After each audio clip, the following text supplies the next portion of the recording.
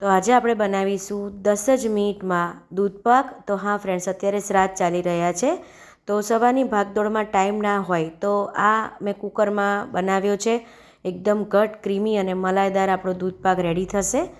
તો કુકરમાં આપણે ફટાફટ એક જ વિશલમાં બનાવીશું, બિલકુલ વાર નહીં લાગે। તમે જોઈ શકો છો દૂધ બિલકુલ એડિટિંગ કરેલું નથી, મેં દિવસે વિડીયો બનાવેલી છે એટલે કોઈ એડિટિંગ કરેલું નથી। તમે દૂધ જોઈ શકો છો। બસ આવું દૂધ આપણું દૂધપાક બનીને રેડી થશે। તો તેના માટે મેં 1 લીટર ફૂલ ફેટ દૂધ લીધું છે અમૂલનું। તમે કોઈ પણ દૂધ છૂટું આવે તે પણ લઈ શકો છો। હવે કુકરમાં દૂધને એડ કરીશું। ગરમ પાણીમાં બદામ અને પિસ્તા પણ પલાળી દીધા છે। હવે કુકરના ઢાંકણા પર આપણે બધે સર્કલમાં અને આજુબાજુ ઘી લગાવી દઈશું આ રીતે, જેથી દૂધ છે ને ઉભરાઈને બહાર નહીં આવે આવું કરવાથી। તો ઘી લગાવી દઈશું આપણે। હવે કુકર મેં ગેસ પર મૂકી દીધો છે, એક ઉભરો આવી ગયો છે। ચોખાને પણ મેં 15 મિનિટ અગાઉ પલાળી રાખ્યા હતા ગરમ પાણીમાં। ઘી એડ કરી દઈશું। ચોખાને ગરમ પાણીમાં પલાળી દીધા છે અને ઘી એડ કરીશું। પાણી કાઢી લીધું છે ચોખાનું। હવે ચોખા અંદર એડ કરી દઈશું। તો ઘી સાથે ચોખા આવી રીતે એડ કરવાથી ચોખા એકદમ છૂટા બનશે અને એકબીજા સાથે ચોંટે નહીં। તો ધીમા ગેસે કુકર મૂકી દીધું છે। હવે જે ચોખા આપણા વધ્યા છે ને એ એડ કરવાના મિક્સરમાં। સાથે બદામનો મેં ભૂકો એડ કર્યો છે અને સાથે 1 મોટી ચમચી મિલ્ક પાવડર, સાથે નાની અડધી વાડકી જેટલું દૂધ, એટલે 2 થી 3 ચમચી જેટલું દૂધ। તો તમારે બદામ ના લેવી હોય ને તો તમે કાજુની પણ પેસ્ટ બનાવી શકો છો। તો આવી રીતે સ્મૂથ પેસ્ટ મેં રેડી કરી દીધી છે। તો બદામ, મિલ્ક પાવડર અને ચોખા, તમે જોઈ શકો છો કેટલી થીક પેસ્ટ આપણી રેડી થઈ છે। બસ આ જ આપણું દૂધને ઘટ કરશે। હવે કેસર પલાળી દીધું છે ગરમ દૂધમાં। કુકરની વિશલ થઈ ગઈ છે, બિલકુલ આપણું દૂધ ઉભરાઈને બહાર નથી આવ્યું, કારણ કે આપણે ઘી લગાવ્યું હતું ઢાંકણા પર।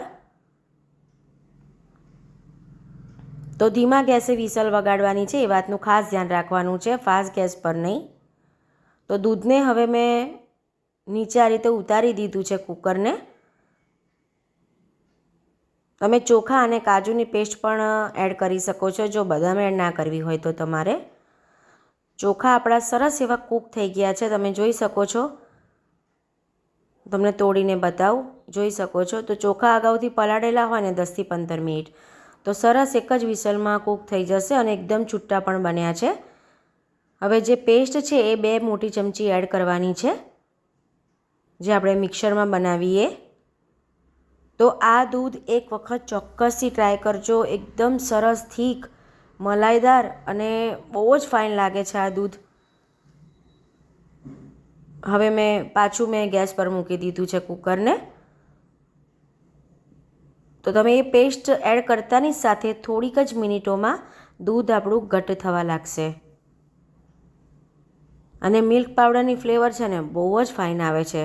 બજારમાં 10 રૂપિયાનું પેકેટ આસાનીથી મિલ્ક પાવડરનું મળી જતું હોય છે કોઈ પણ કરિયાના સ્ટોરે।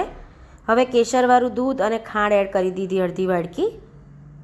તો ફ્રેન્ડ્સ, ખાંડ એડ કરતા નહીં, મારે વિડીયો બની નથી તો અડધી વાડકી મેં ખાંડ એડ કરી છે।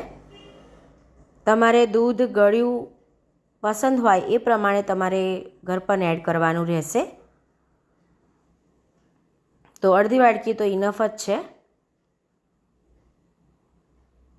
તમે જોઈ શકો છો આપણું કેસર એડ કરતાની સાથે કલર પણ એટલો સરસ એવો આવવા લાગશે। તો તમને ખાંડ દેખાતી હશે ફ્રેન્ડ્સ ચમચામાં મારી ખાંડની વિડીયો સ્કીપ થઈ ગઈ છે।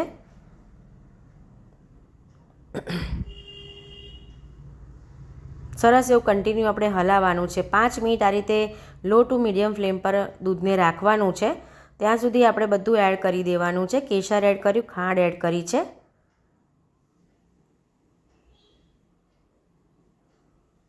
થીક થવા લાગ્યું છે, તમે જોઈ શકો છો।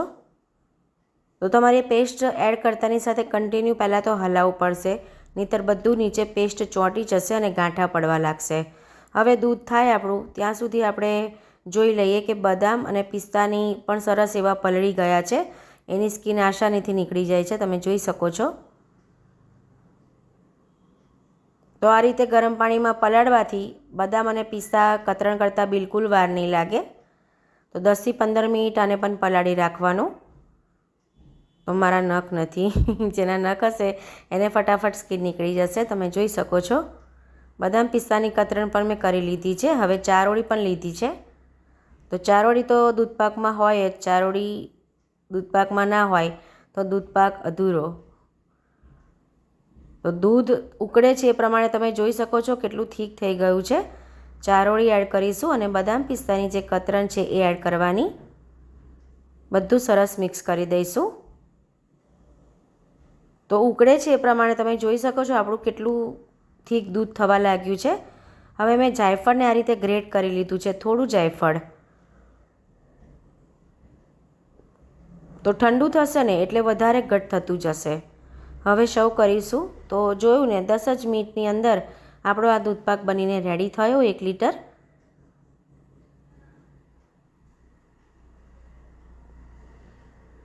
બહુ જ ફાઇન ફ્રેન્ડ્સ, આ રીતે તમે બનાવશો ને તો ઘરમાં બધાને જ બહુ ભાવશે, ખાસ કરીને કિડ્સને પણ બહુ ભાવશે. જો દૂધ ના પીતા હોય ને બાળકો તો તમે આ રીતે ચોક્કસથી ટ્રાય કરજો.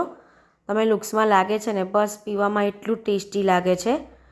તો શ્રાદ્ધ ચાલે છે તો સવારે કોઈને એવો ટાઈમ નથી હોતો, તો આ રીતે ચોક્કસથી બનાવીને ટ્રાય કરજો. Thank you friends, thank you.